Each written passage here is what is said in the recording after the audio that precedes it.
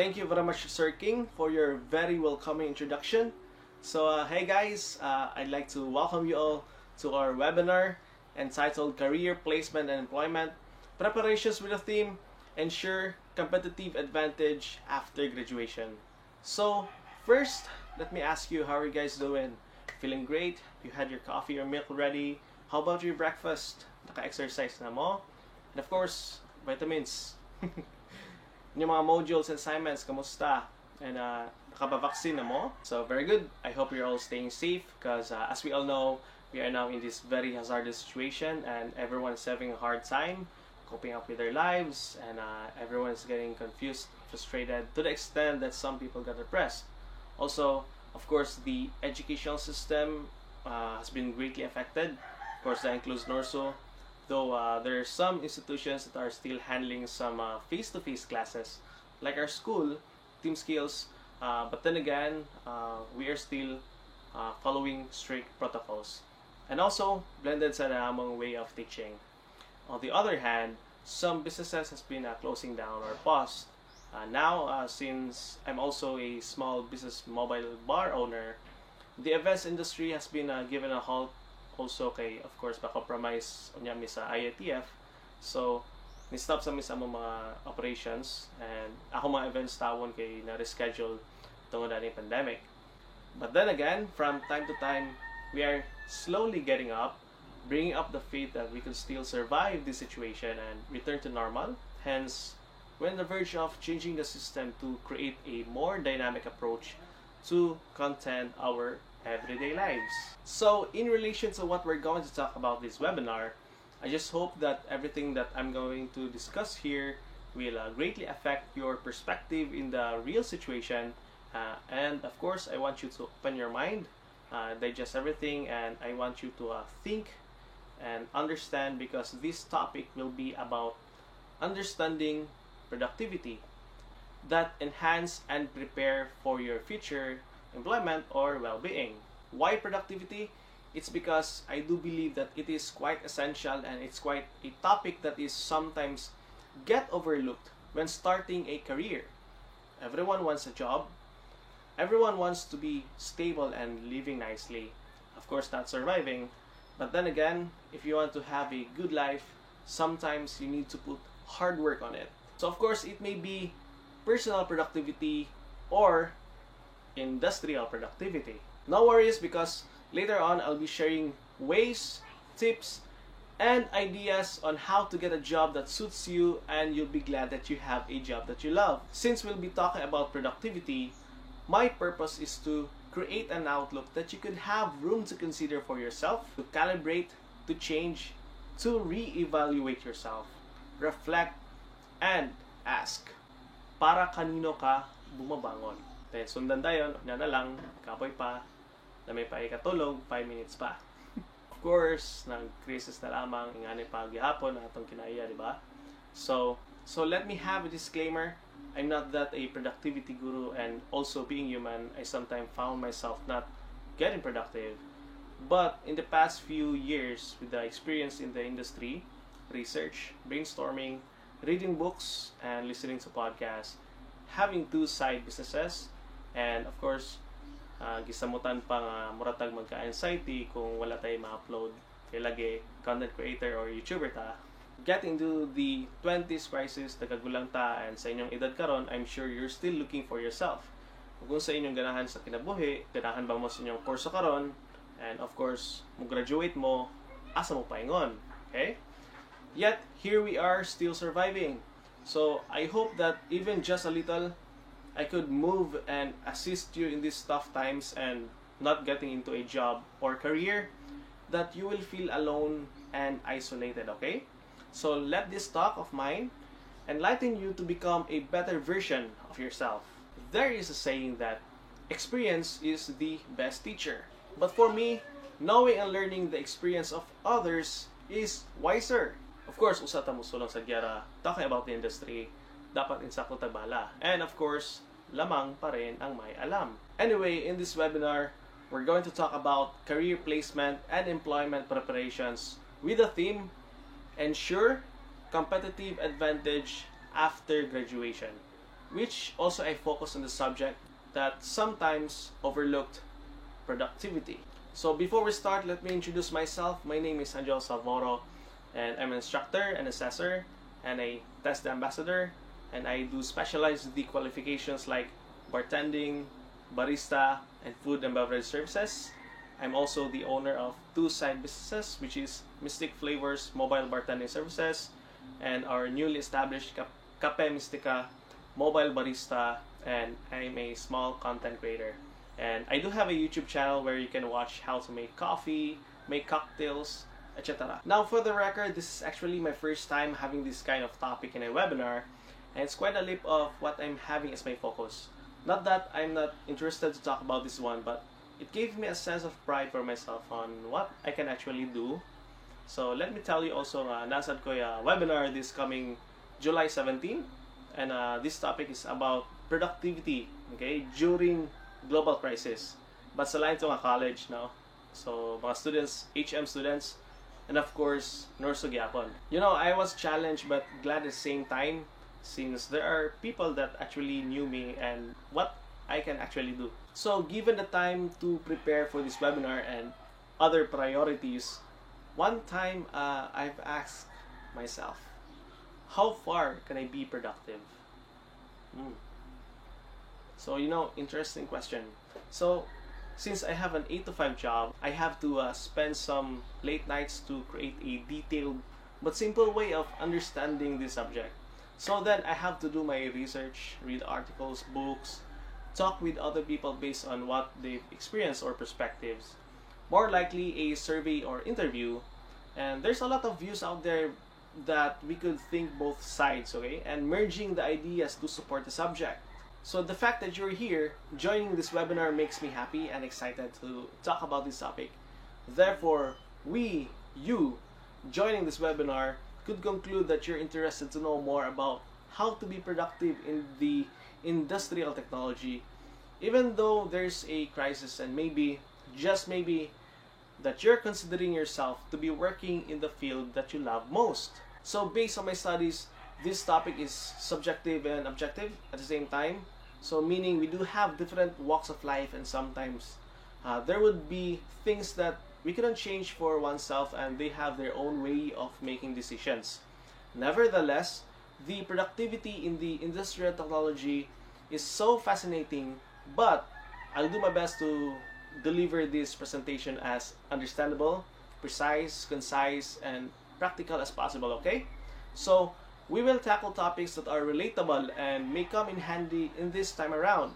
I will place some ideas to prepare for your future, but we will give more volume to the things that are around you already, of course. Kay basin mag-knowledge overload mo and lisod na, no? So, mas stress pa mo. Okay? So, anyway, let's go to the presentation and let's start. First, I found out that there's actually kinds of productivity. So, one is personal productivity. Now, take note, we're going to focus more on the personal productivity since this is the foundation that we're looking for before you can be in the industry. Because it's quite challenging already, and you'll have to expect the unexpected. You know, it's a battlefield out there, and we need to be prepared. So let's talk about personal productivity. So, okay, imagine. So, it's just a morning routine, you know. So, typical morning routine of a college student. So, you wake up in the morning, you rub your eyes, you keep your bed, take a shower, eat your breakfast, dress up, take a seat, and then you open your laptop, go to Zoom or Google Classroom, and then you listen, right? You write everything on your accord, taking notes, and then after the webinar, and then what? Since you're just inside your house, you get bored. Typically, you'll just grab your phone, then do Facebooking, playing Mobile Legends, mobile games, you know, TikTok. Now, let me ask you, are those acts beneficial for you? Have you thought about that? Now, let's think it this way. Have you thought of what you really want in life? Now, it's not about making the right choice. It's about making a choice and making it right. So, what is personal productivity? Increasing productivity has become a, cultural obsession. And people want to get stuff done more efficiently to be better, faster, smarter, richer, or just to free up more time for things they enjoy. But people rarely discuss what productivity really means. So, in the traditional sense, productivity is about maximizing outputs, increasing profits, or both. Both in the modern sense, when we say productivity, we often mean personal productivity. Now, personal productivity is ultimately about achieving goals.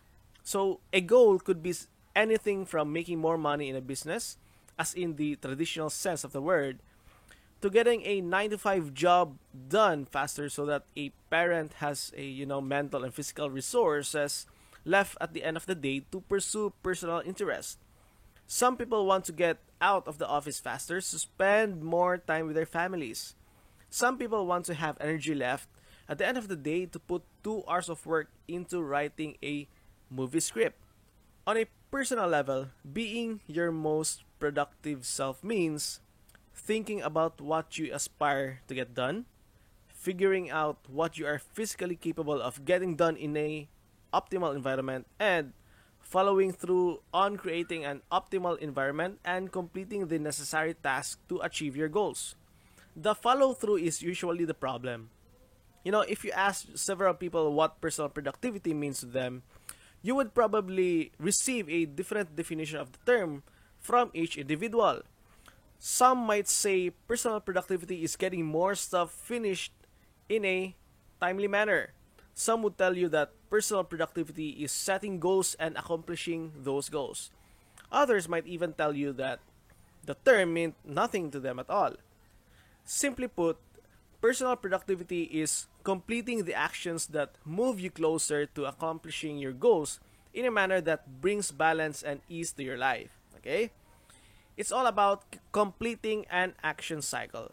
Knowing what your objective are the actions necessary to reach them is a trick to boosting your personal productivity practices. Okay? So we do have the different phases of this cycle. So we do have setting meaningful and measurable objectives, evaluating the objective into actionable items. We also have completing the individual actionable items. And lastly, we do have reviewing and acknowledging your progress. So let us take a little closer, okay, at each phase of the productivity cycle. So first is setting meaningful and measurable objectives. So, it is not enough to complete the task on a list. The task you are completing need to be directly correlated to a meaningful objective. You need to be working towards something. Being productive is akin to traveling a measurable path where your progress can be evaluated.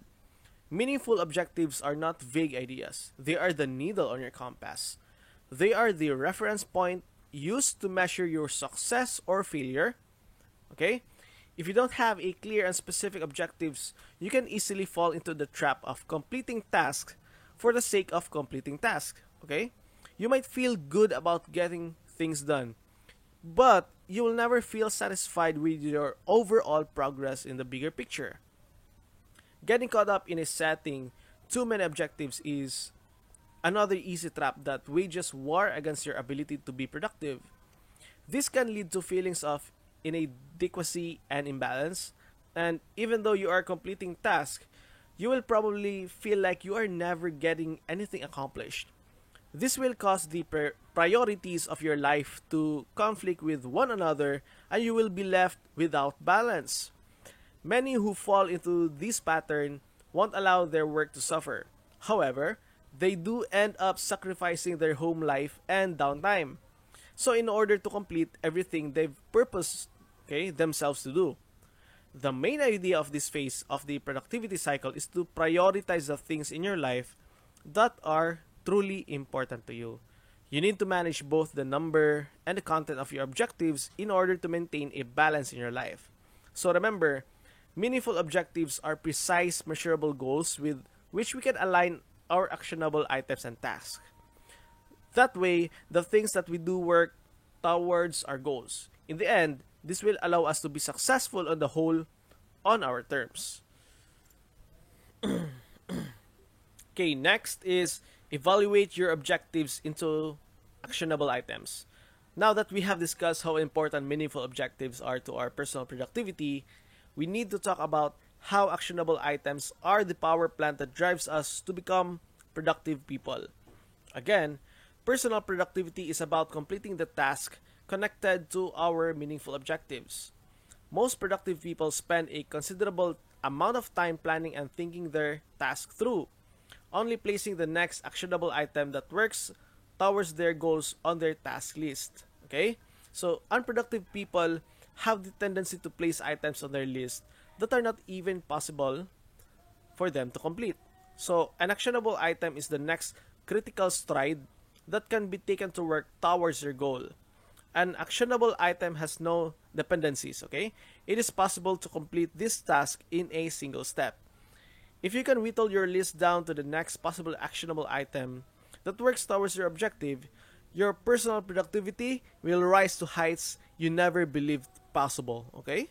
Okay, next is completing the individual actionable items. A lot of you might make, long lists of things to do and wonder why you are never able to complete them. The problem often lies in making agreements to do more work than what is possible to finish. So never knowing when or how you are going to get things done. The key to accomplishing your task and reaching your goals is to schedule them. Okay, schedule them. That way, you do not end up sacrificing balance and breaking your agreements. By scheduling the actionable items on your task list or calendar, you drastically improve the chances of completing them. Okay, so this kind of steady, small successes will bring you the motivation to continue moving forward towards your goals.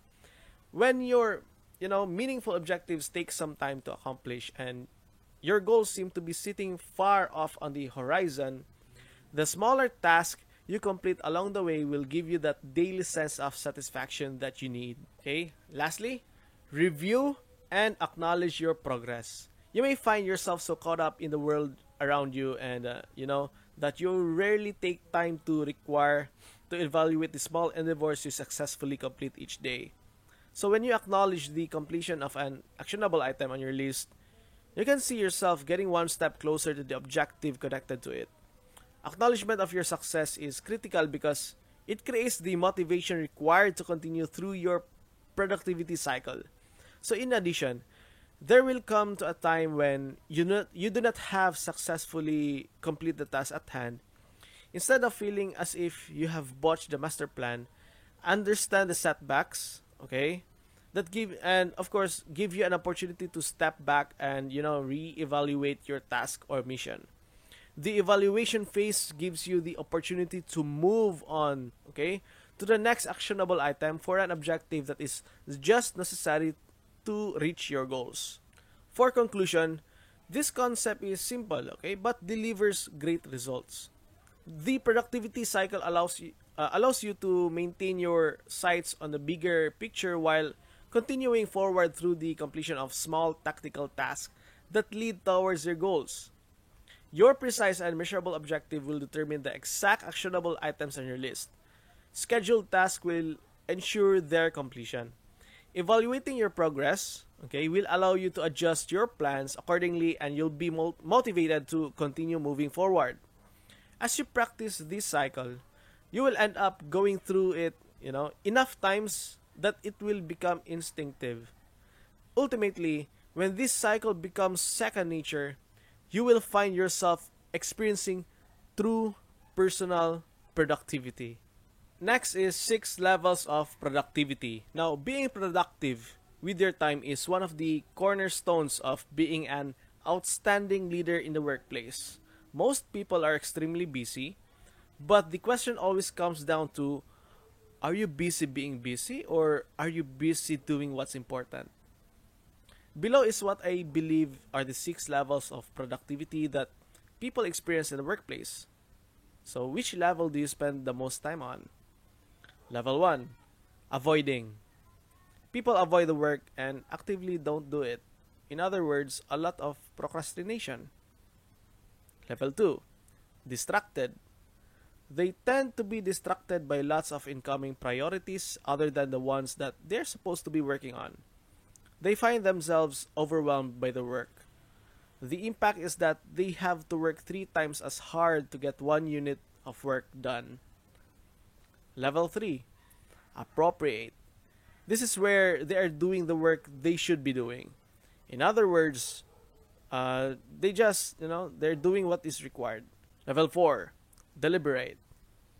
This is where people are starting to be disciplined with their work. They have to, they have a structured approach to how they manage their quarter, their week, and their day. Level 5.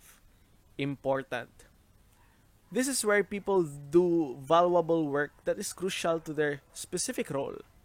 They work on a core categories or a key project in a deliberate way on a consistent basis.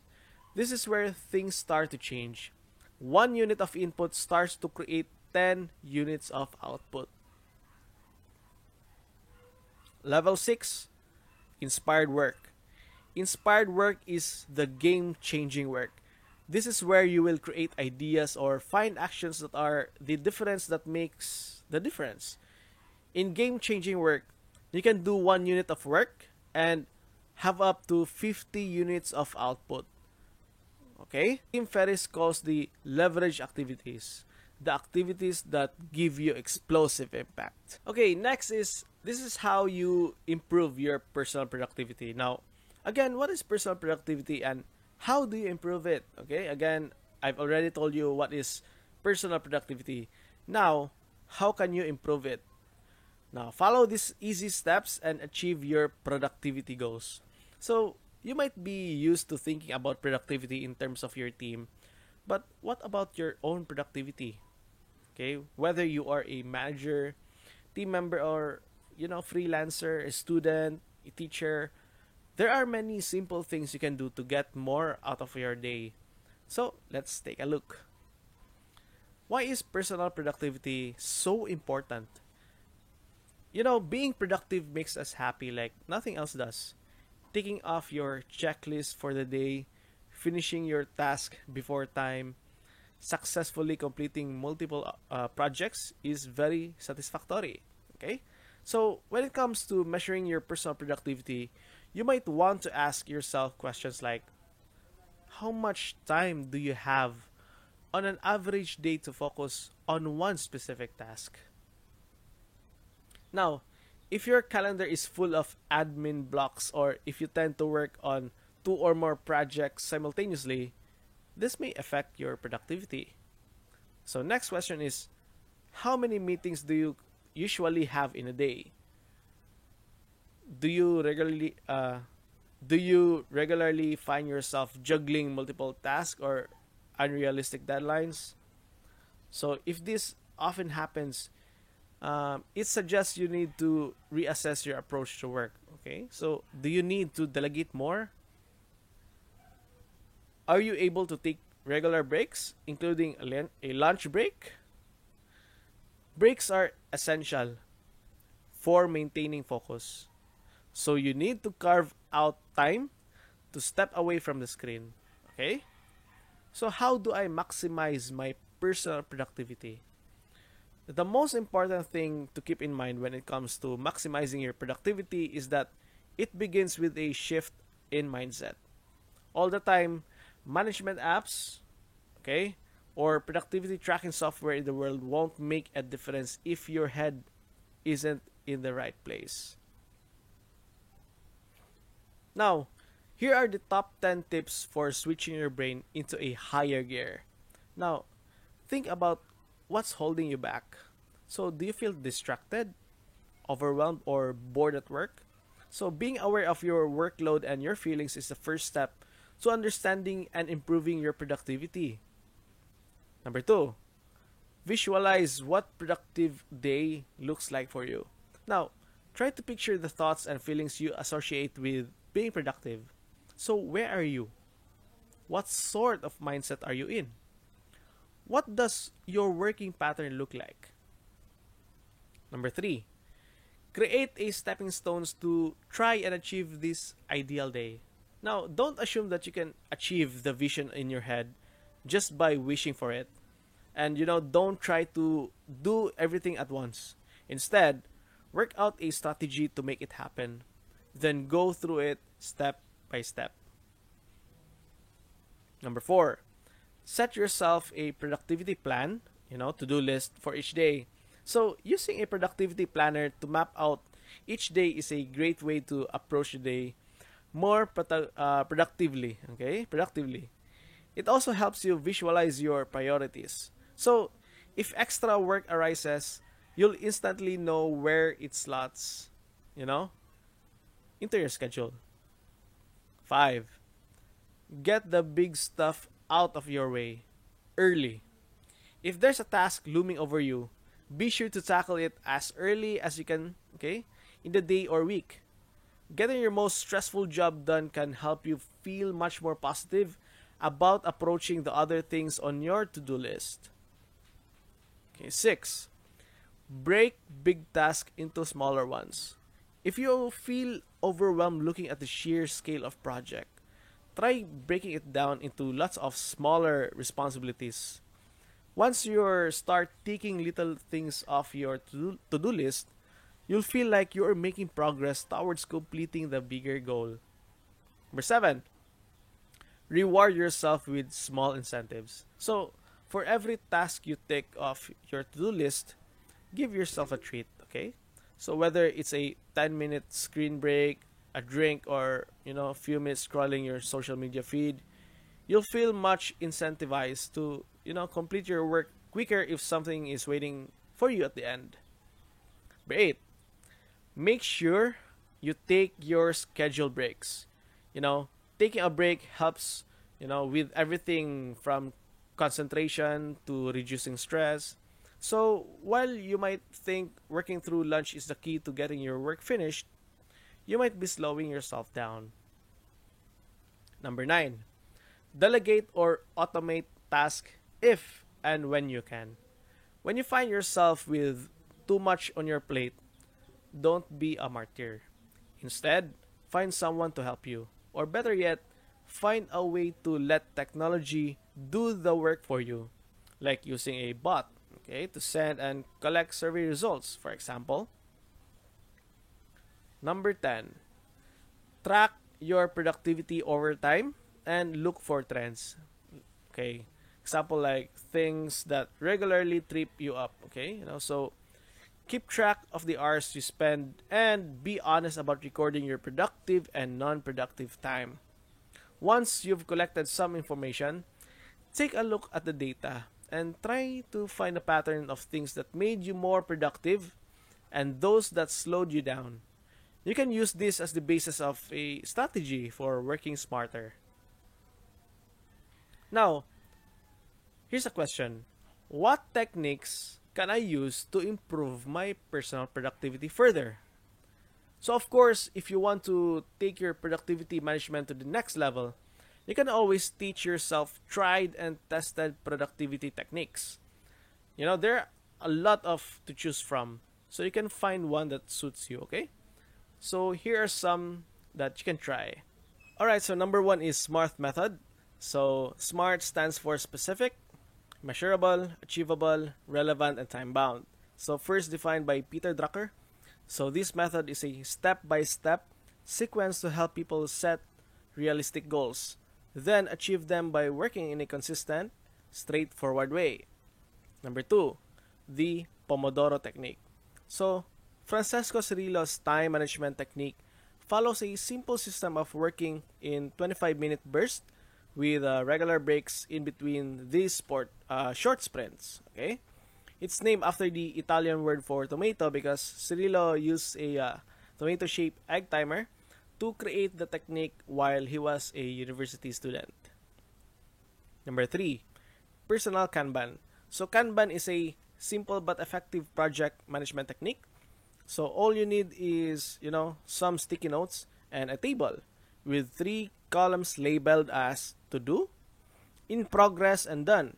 So by moving the notes left to right across the table, you help to visualize how you are completing tasks while getting a full overview of your other responsibilities for the day. Number 4, eat the frog technique. So, a method inspired by, Mark Twain's quote, "Eat a live frog first thing in the morning and nothing worse will happen to you for the rest of the day." So, Brian Tracy framed this productivity hack around one simple concept.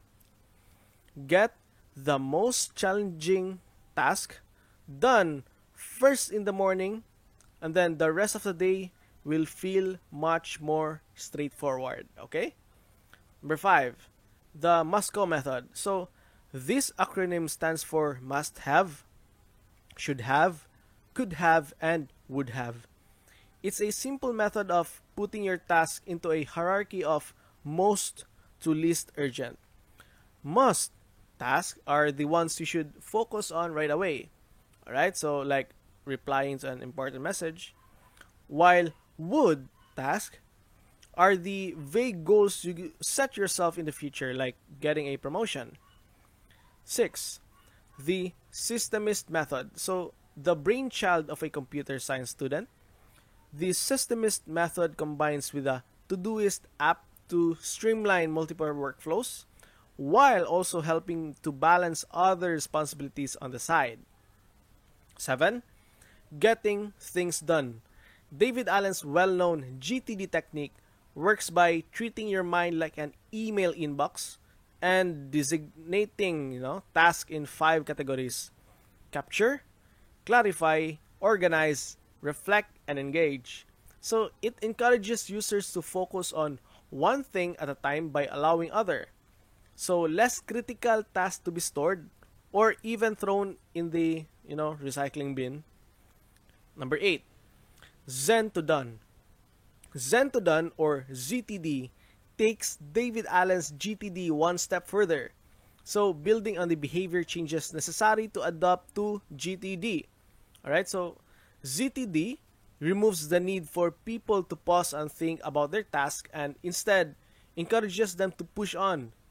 It's much more useful for people who prefer action rather than reflection. Number 9, don't break the chain. So also known as the Seinfeld method, although Jerry himself claims to have had nothing to do with it. So don't break the chain teaches the user to think of every item ticked off, to-do list as another step towards building a better version of themselves in the future. It's a great way to incentivize people who value personal progress. So, what personal productivity tools can I use to improve my performance? Well, when it comes to productivity tools, you've got a choice of productivity planners that can help you keep track of you and your team schedules, tasks, projects, and goals. Okay, so there are a lot of digitized planners, and some people still prefer the paper variety. And the second one is time trackers. So can combine project, task, and a milestone with to-do list. You can also use them for scheduling in advance.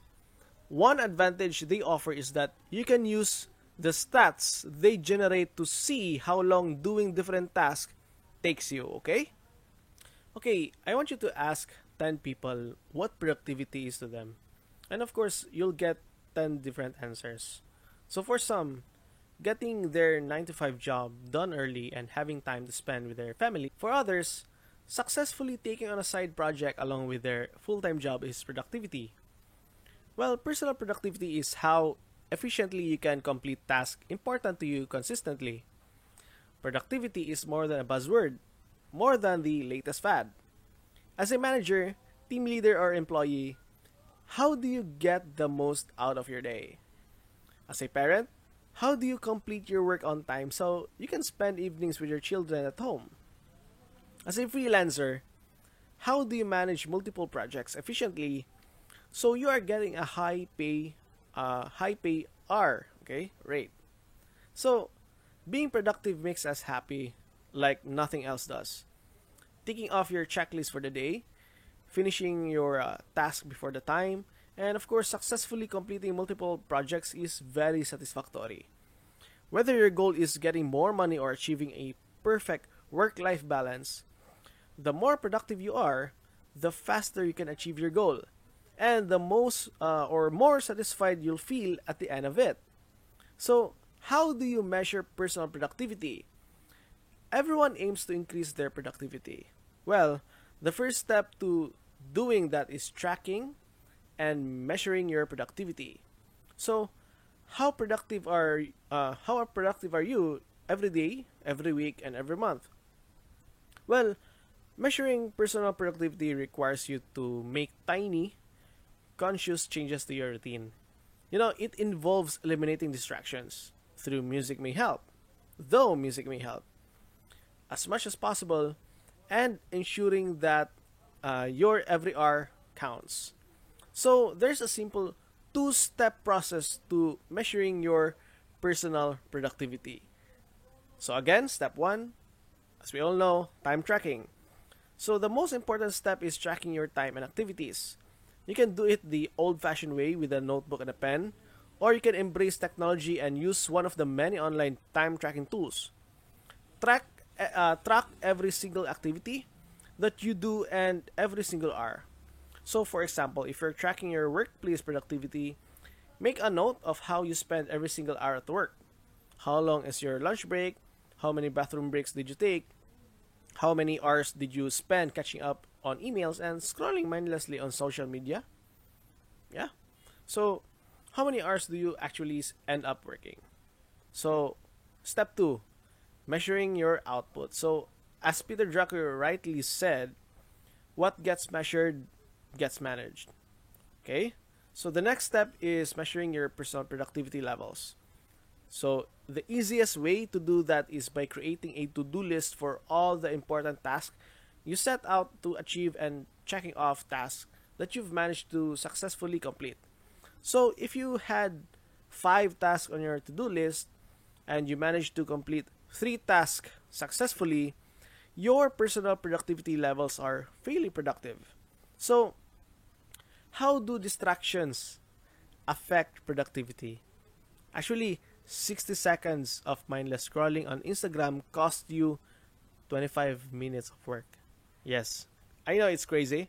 So, according to Gloria Mark, who studies digital distractions at the University of California, so attention distraction can lead to higher stress, a bad mood, and lower productivity. Again, attention distraction can lead to higher stress, a bad mood, and lower productivity. A study shows that the average office worker is only productive for 2 hours and 53 minutes out of the working day. And reading news websites and checking social media were the top 2 distractions that derailed their productivity, which is I relate, of course. Okay, this shows that most of us are terrible at focusing on, daily tasks for long periods of time, and that's hurting our personal productivity. So, what's the solution?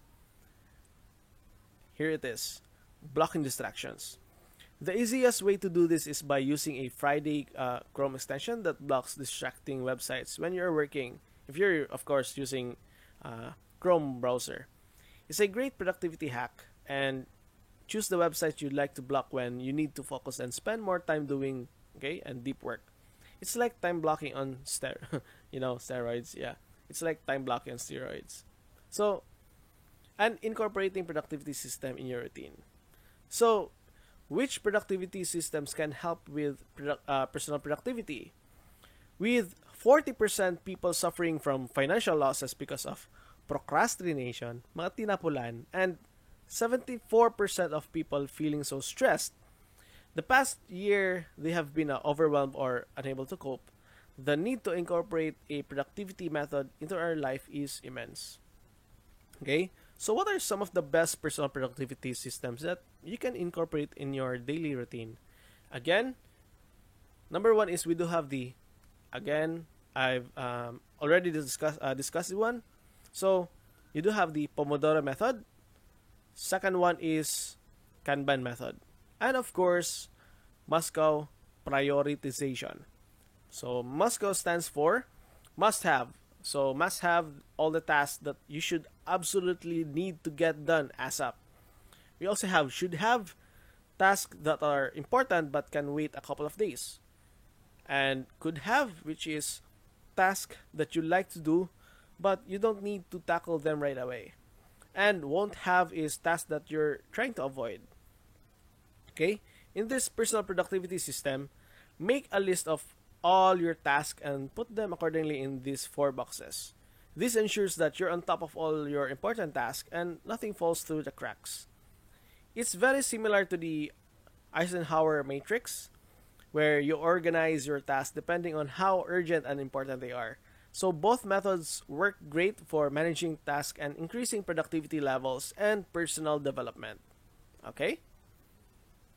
Alright, so how do I set goals for better productivity? So while having goals is great, setting SMART goals is even better. It can help you massively amp up your personal productivity. So how do you set them? SMART goals are S as in specific, so are they well defined and clear? M stands for measurable. How will your goal be measured? A as in attainable. Are your goals achievable? R stands for realistic. Are they realistic and relevant? T as in time bound. Do they have a clearly defined timeline? So the next steps to improve your personal productivity, here's what you can do. Write down all your goals and break them into small and manageable steps. Incorporate productivity system to achieve your goals and hold yourself accountable. Okay? Eliminate distractions as much as possible and create a tech stack of productivity tools and online meeting tools, either for yourself or for your team. Use these to automate tasks, jobs, and to roadmap your day.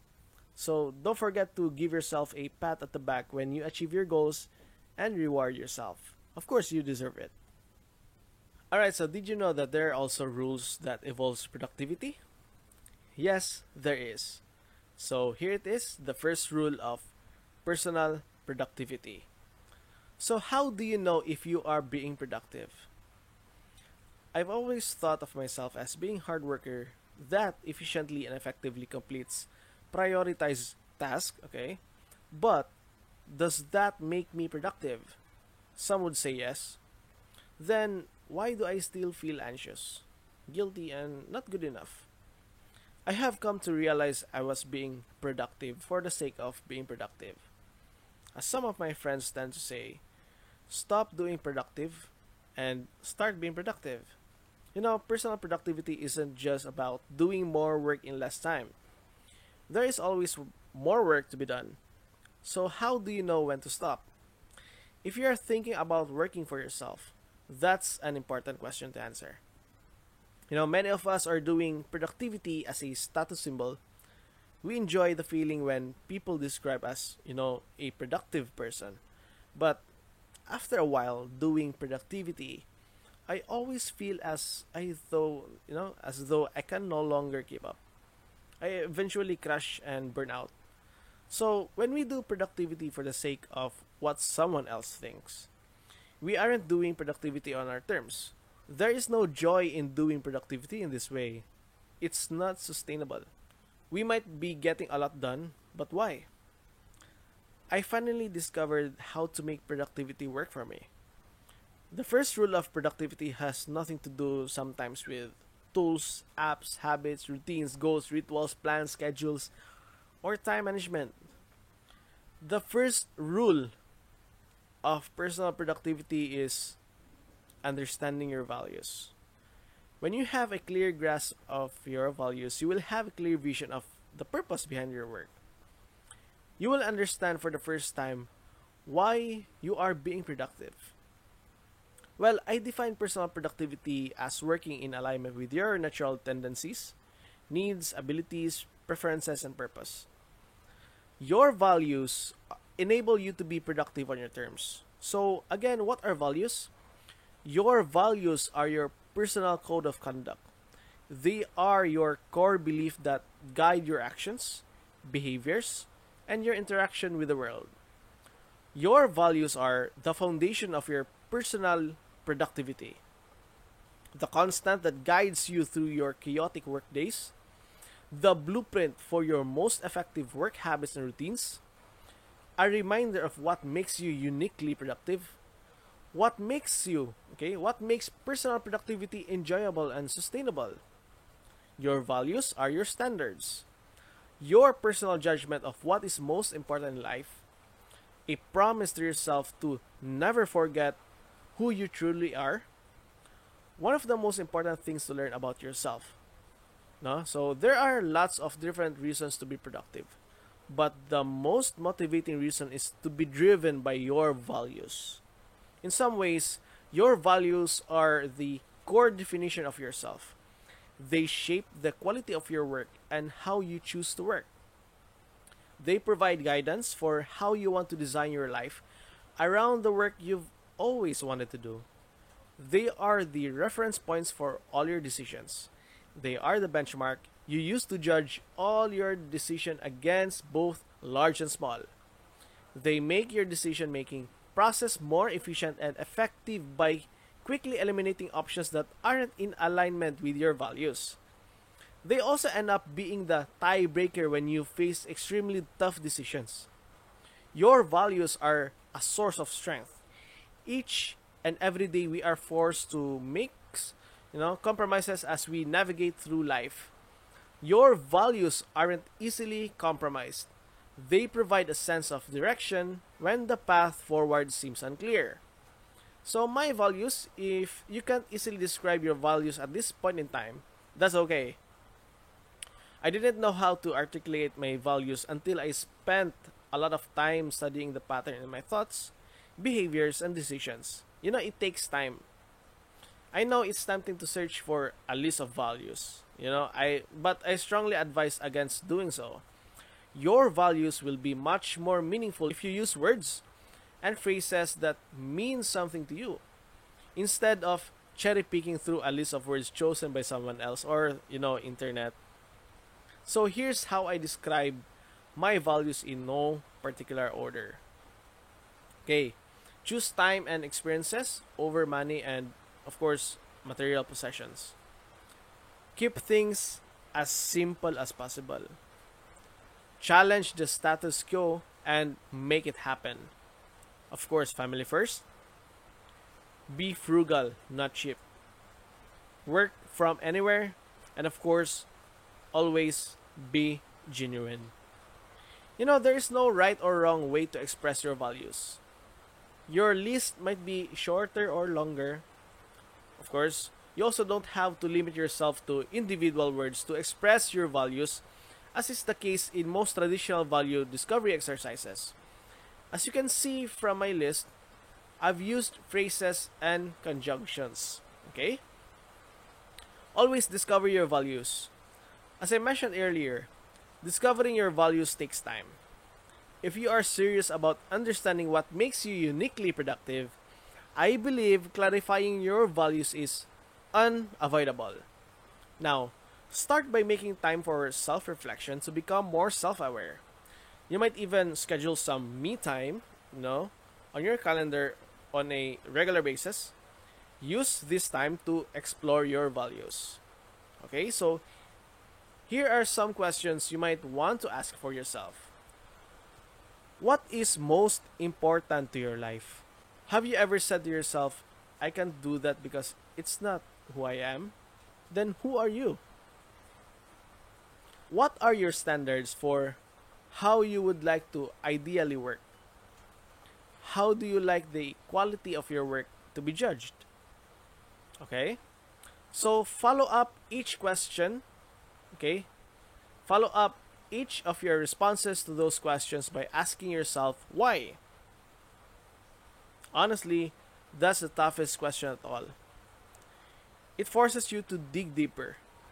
It helps you, to get real about why you hold the values you do.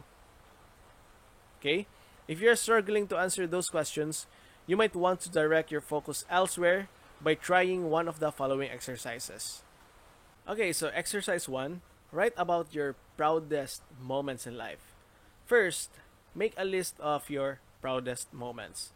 I find that the stories I regularly tell to others about myself or accomplishments I regularly think about are a good place to start. Next, describe why each of those moments made you feel proud. Try to list a value or two that expresses why you feel proud of those moments. What do they say about what is important to you? Okay. Finally, look for common values and beliefs each of those stories and moments share. Okay? Now, you have a working list of your values. Exercise 2. Define your version of success. Make a list of what success means to you. Okay? Begin each statements with success. Success to me means, okay? Once you've completed your list, prioritize each version of success, of course, from most important to least important. Finally, try to determine your values by how you describe success. Exercise 3. What you don't stand for. If you are exploring your values for the first time, sometimes it's easier to first understand what you absolutely won't stand for. Okay? Make a list of everything that you would never tolerate. Okay? Begin each statement with I would never stand for. Okay? Once you've completed your list, ask yourself, what do I stand for? After each statement you wrote. Finally, think of some values that describe what you stand for. Okay? Values help you work at a human pace. So, you know what I love most about values is the context of productivity. Okay?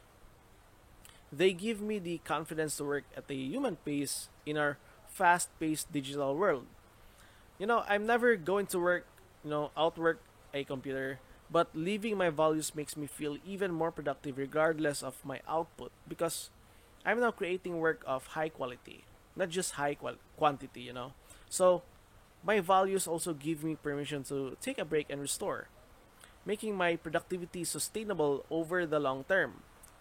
Most importantly, my values provide me with a peace of mind that I am doing enough and doing it to the best of my ability. Okay?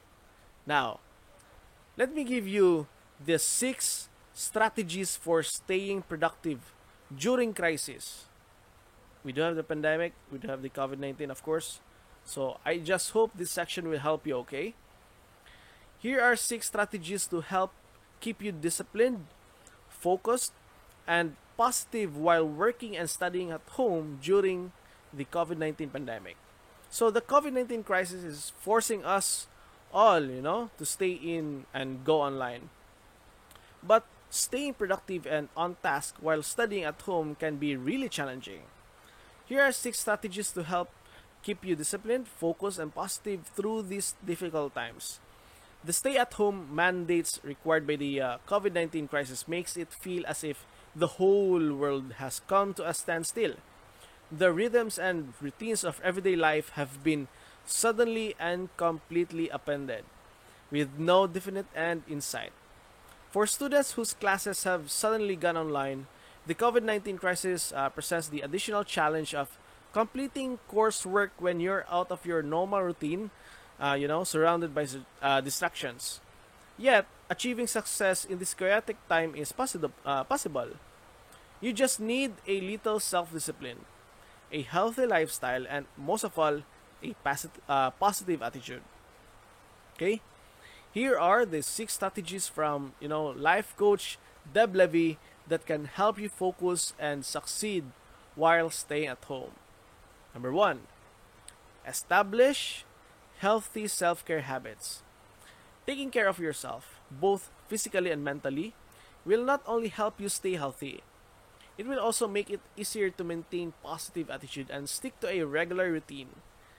Okay, when working or studying from home on a regular basis, a key first step to staying productive is to act as if you are still heading out for a typical day. That means resisting the temptation to lounge in your PJs all day. Instead, get up at the usual time, take a shower, and dress in everyday clothes for the duration of your workday.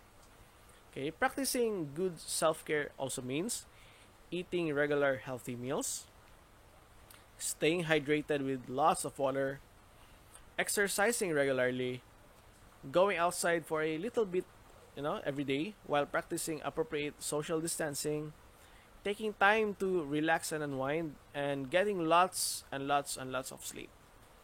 So, self care means taking care of your mental health as well. Social distancing and self quarantine can be isolating and lonely.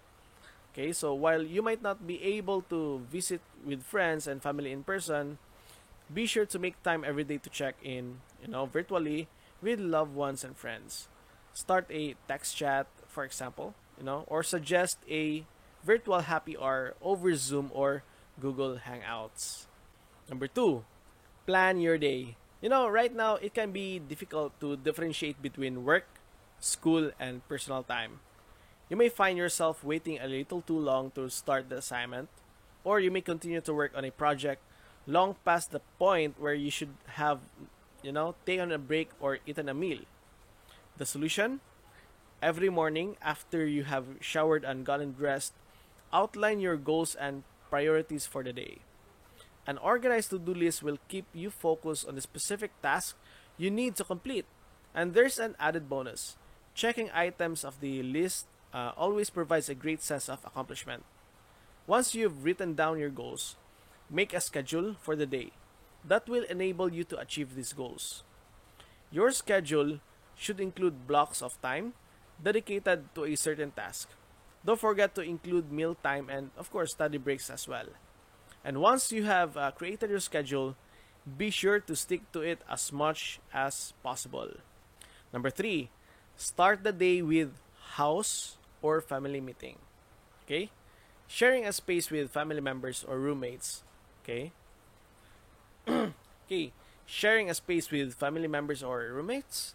Now, coordinate schedules to ensure that you have access to the things you need to get your work done and avoid potential conflicts. A daily meeting over the breakfast table is a great time to share plans for the day and manage everyone's expectations. For instance, maybe both of you and a spouse, a partner, or roommate are working from home. You can identify times when each of you can use the Wi-Fi, a quiet home office, or the TV in a common room. If you have children at home, incorporate their schedule into the family meeting as well. This will help ensure you have the quiet time you need while providing structure for your kids. They will understand when they should be reading or doing schoolwork, handling household chores as appropriate, of course, enjoying screen time, or playing Xbox with friends. They will also know when you will be available to entertain them or help them with their schoolwork. Okay? So don't forget to dedicate a few minutes to sharing feelings. A moment of reflection will help everyone feel more connected and start the day out on a positive note. Learn how our students balance work, school, and life. And you should too. Number four is build a dedicated workspace. If you can, establish a home office where you can go to work. Just as if, you were heading to the office, library, or coffee shop. In addition to being quiet and distraction-free, a dedicated space helps establish structure and rhythm that can be crucial for staying productive. In addition to being quiet and distraction-free, a dedicated space helps establish structure and rhythm that can be crucial for staying productive. Of course, it's not always possible to dedicate an entire room as an office, but it's important to avoid the temptation to do all your work from the couch or bed. A small desk or table in a corner, for instance, can still serve as a dedicated workspace. Make sure it is well lit and has everything you need to achieve your daily goals. A charging area for your laptop, Wi-Fi access, books, notebooks, and paper, pens, and any other tools you are likely to need throughout the day. If you can stick to your dedicated workspace and avoid leaving it unnecessarily, you will find you are less distracted and more productive. Number 5. Eliminate distractions. The home offers ample opportunity for distraction, and each distraction is an opportunity for procrastination that could, undermine your productivity. Some distractions are, unfortunately unavoidable. Children are bound to interrupt with questions and requests. Roommates may be noisy or disruptive. Establishing a home office or a dedicated workspace can help. But setting ground rules or agreeing on a code of conduct can help ensure that everyone is respectful of each other's needs. Other distractions require self discipline to avoid. As you can create your at home work or study routine, think about the distractions and temptations around you. Okay, do your best to remove them from your workspace. Turn off your phone off, for instance, or keep it in another room if you can.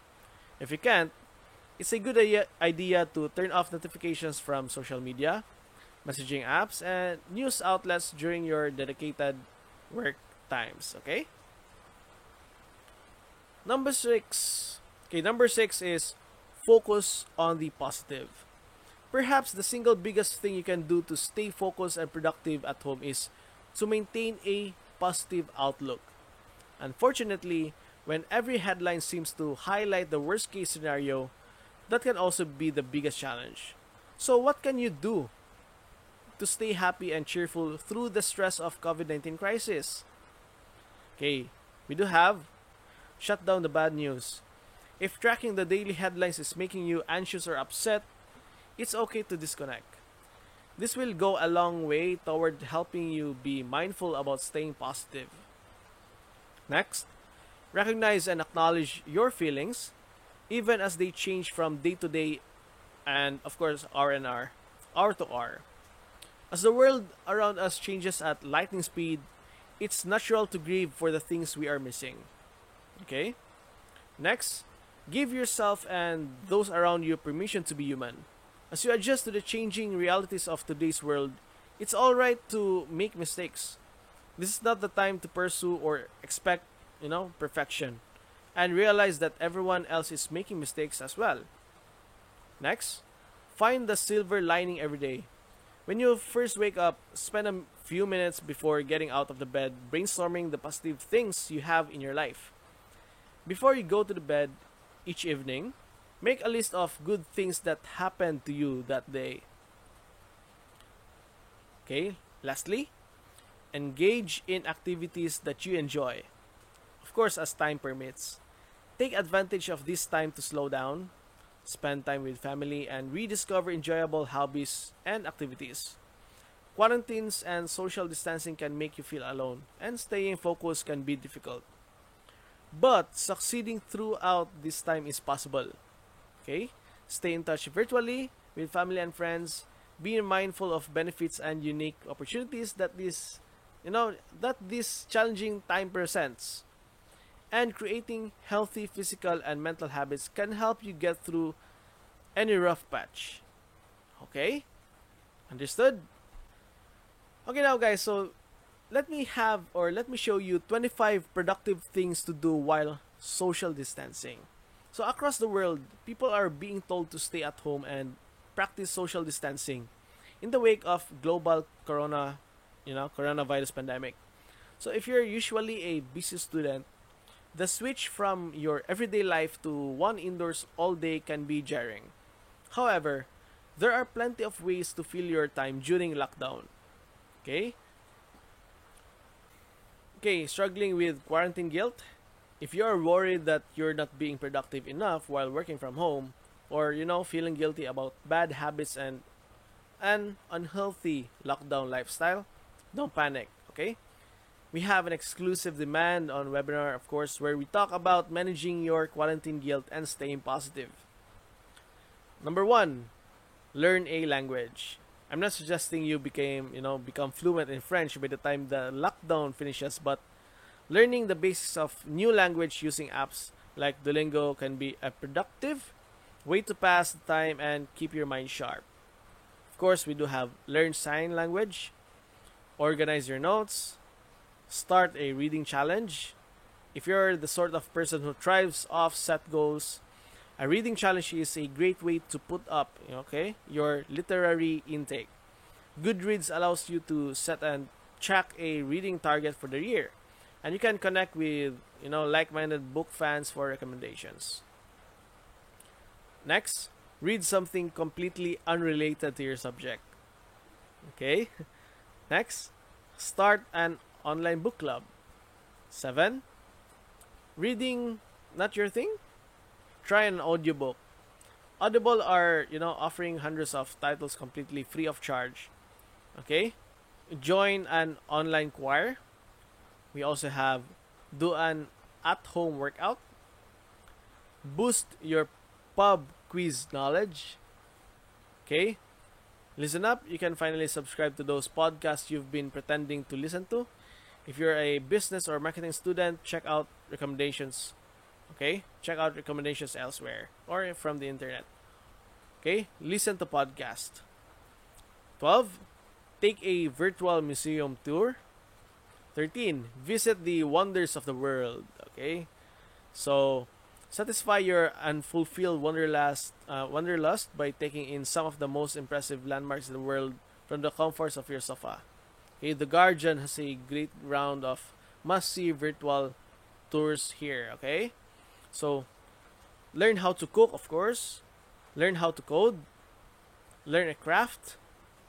Watch documentaries. Help people. Deep clean your room. Keep socially active. Get green fingered. Do an email detox. Sort out your finances. Keep a journal. And of course, take time to be entirely productive. Unproductive, I mean. It's okay to feel frightened and like you just want to curl up in bed with the sheets over your head. While it's great to fill your days and feel productive, taking time to really chill out is essential for your mental health. Okay, that's a wrap for our subject productivity. So now, let me help you have the right physical knowledge, tools, and documents for your employment. So we do have here 7 pre-employment requirements you need to have. Whether you are a fresh grad embarking into adulthood or, a seasoned professional moving to a greener pastures, there are few documents you need on hand before your first day at work. Okay? Not sure which documents to bring? Here is a comprehensive list of pre-employment requirements for a job application in the Philippines. Okay? Number 1 is PSA birth certificate. So the first thing you'll need is your NSO, okay, PSA birth certificate.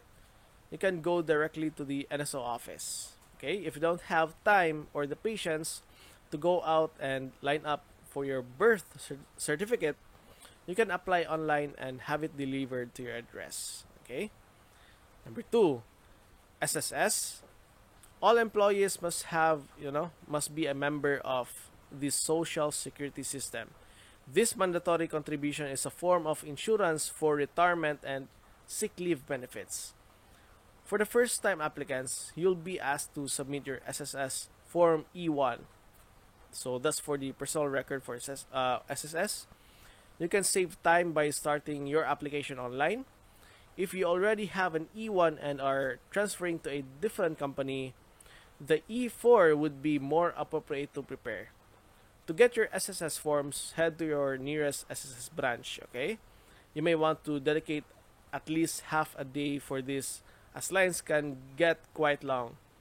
Pro tip, if you're already headed to your local SSS, get an E6 form so you can apply for a UMID. It may take extra time, but having an ID with no expiry that can work for banks, passports, and other applications that require government issued IDs is definitely worth it. Next, NBI clearance. Your clearance from National Bureau of Investigation tells your prospective employer that you don't have criminal record. While it used to take up to a full day to have this process, the NBI online registration makes it easier than ever. Just fill up the online application and then pay with your, GCash or any way they are going to transact it, and then, of course, you can have the NBI clearance from there. Okay. Next is Pag-ibig. Another mandatory membership for every Filipino employee is the Pag-ibig membership. In addition to SSS and PhilHealth contributions, your employer is mandated by law to remit your Pag-ibig contributions every month. Being a Pag-ibig fund, also known as HDMF or Home Development Mutual Fund member, is helpful when you decide to buy a home or renovate your current one. You can get home loans with low interest rates. Okay? 5. PhilHealth. Another employment requirement is a PhilHealth membership. PhilHealth provides a health assistance to qualified beneficiaries and dependents, giving them access to affordable healthcare services. With PhilHealth, you can get universal health coverage and additional on hospital fees. You can register for PhilHealth online, of course. Tax forms. If you're a new member of the workforce, you may register for a TIN, tax identification number online. If you're switching jobs, you need to submit your ITR or BIR 2316 to your new employer and transfer of RDO, Revenue District Office forms if you move to a new location. Okay? Diploma and transcript of records. While some companies care about GPAs, most employers just need your transcript of records as a proof that you did attend the school you indicated in your CV. Okay, you may get this from your alma mater.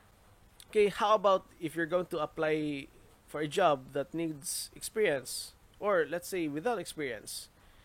Isn't it dreading how most employers these days seek job applicants with years of background? It's actually common struggle newbies face. Okay, you need a job to get expertise, but the recruiter expects you to have acquired it already. Thus, applying for a job that needs experiences can be tough, especially when you have no experience at all to begin with. So, let's say you've sent in your resume. After the nerve wracking wait, you've finally got the call. Now, all that's left is, to do is get that past the interview. But, due to the qualification required, you become reluctant if you can back yourself up when you have little to offer. So to help you avoid these gut-wrenching situations, we've put together sound advice on landing that dream job without the mental strain. Okay, so number one is tailor your resume. Kick off your shoes, open your computer, and start writing your resume. Collate all the information you have that align with the job you're targeting, and omit all the irrelevant details. Keep your resume as targeted as possible. By doing so, you are ridding yourself of unnecessary bargaining in interviews. If you have little to no background on the field you're pursuing, highlighting skills you already possess can be of great help.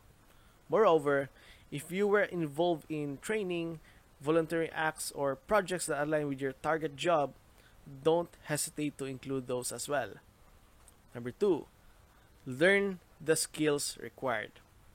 Don't go bulky if you have nothing to offer. We don't know for certain that you have nothing yet. You can always get the skills that the job demands. Learning new skills will help not only your professional career, but your personal growth as well.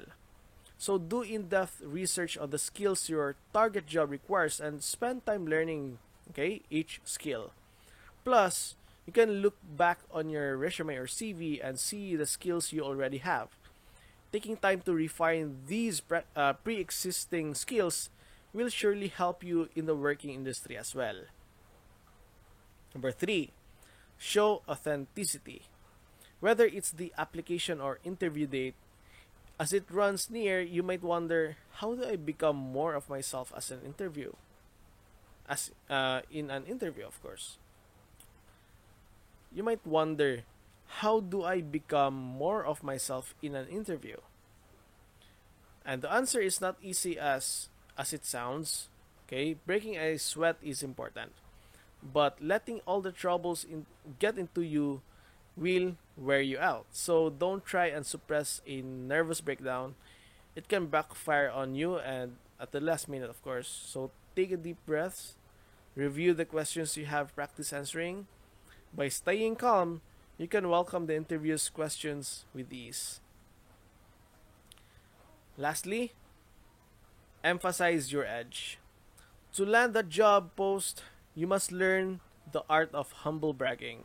So when the interviewer asks about your competitive edge, you can freely market your skills. Listen and pay attention to your interviewer. This is the only way to know how they are responding your discussion. Moreover, considering the right timing to bring up your relevant skills and achievements, bragging abruptly can cause a wrong impression on your employer's side. So, lastly, emphasize why you are the right candidate for the job. Applying for a job that needs experiences can be, can be fearsome, but don't fret. Noting these tips on landing a job without experience is certain to help you in the process. Bear in mind that keen attention and proper planning are the keys to success in this field. Okay, here's a 9-point checklist, the ultimate job interview guide. So, the worst mistake you can make in a job interview is trying to wing it. Whatever you do, don't walk into the room unprepared. No matter your level of experience or the skills you possess, interviewing well requires preparation and practice. And those who are willing to do the work are much more likely to receive a job offer. While there is no best way to handle interview preparation, we can distill our advice into two core ways to get into the interview mindset and boost your chance of success. Okay? Number one is reflect. Okay, make an honest assessment of your skills, experience, and achievements. Practice talking about your accomplishments and goals openly. Number two is do your homework. Learn everything you can about the role, the company, their products, their competitors, and general industry. Okay? So let's dig a little deeper into how to prepare for a job interview with this checklist.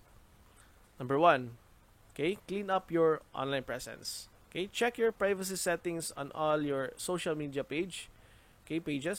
So be sure that any publicity available information is professional and acceptable in your chosen line of work. Number two, learn about the company and industry.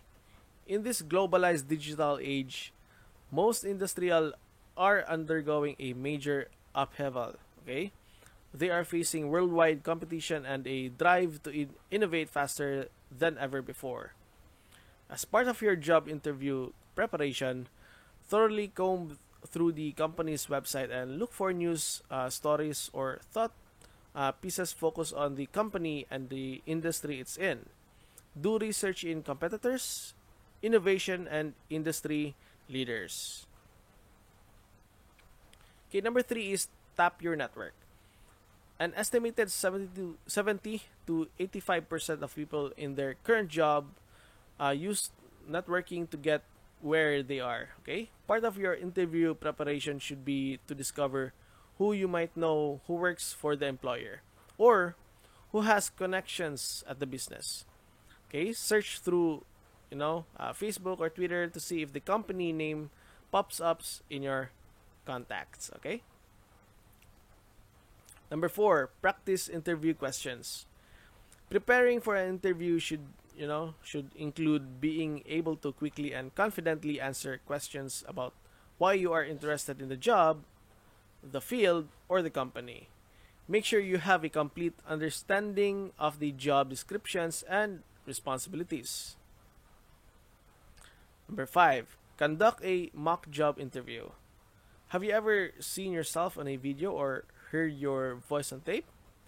As part of your interview preparation, now is the time to take a fresh look at how you appear and catch bad habits before you hit the interview seat.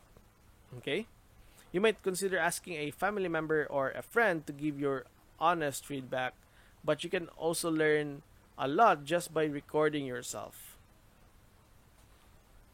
Number six, dress appropriately. It used to be that you always wore your best suit to a job interview. Okay, start up and tech culture change and all that by making flip-flops and hoodies standard office fare for some industries. These days, choosing an appropriate interview outfit depends on what line of work you are in. Okay, if you're looking for a guidance and about proper dress for a particular interview, check out the company's profile. Number 7, be prepared to discuss your entire resume. This includes topics that can be difficult to discuss. Okay, answer questions honestly, but try to frame the issue positively. Avoid bad mouthing a former employer or position. Perhaps there was a period where you were unemployed, of course. Number 8, ask questions. Employers are, looking for candidates who are inquisitive and interested in the work. Number 9, take names. Try to get the names. Okay, you can have the business cards of those you met or you meet. If they don't have cards available, ask if you can write down their names and, of course, proper spelling included. After the interview, okay, send some Facebook invitation or Messenger invitation or Google or Zoom to each person you met, and let them know how much you enjoyed learning about both the position and the company. Okay, once you check in and sit down, allow yourself some quiet time before the interview process begins. Okay, mentally review your responses to some common interview questions, then relax, breathe. Okay, your accomplishments got you here, and you're fully prepared to do your best. Preparation takes time, and you may not receive an offer for the first time for your interview, but remember that every interview is a learning process or learning experience. Your preparation work lays an important base for all interviews yet to come. Okay, as we kick off the new year, many of you have the new enthusiasm, excitement, energy. Every new year, you ask yourself, what would be my life this year? So, because everyone deserves a great future ahead of them, however, building people takes energy, building people takes passion and grit, building people takes up determination. We've heard all of this before, and if you say it long enough, and if you say it with passion, people start to believe. Many days you have come to school and, you work, and when you don't feel like it, you fake enthusiasm and you muster the energy anyways, So, because you won't let your day go down, being productive needs discipline. So, we know passion is contagious, energy is contagious, ambition is contagious.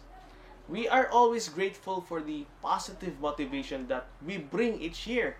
So, the most valuable thing we have is time and attention. If time is the most valuable and precious thing we have, it's also the most precious thing we can give. Every day, you give your best.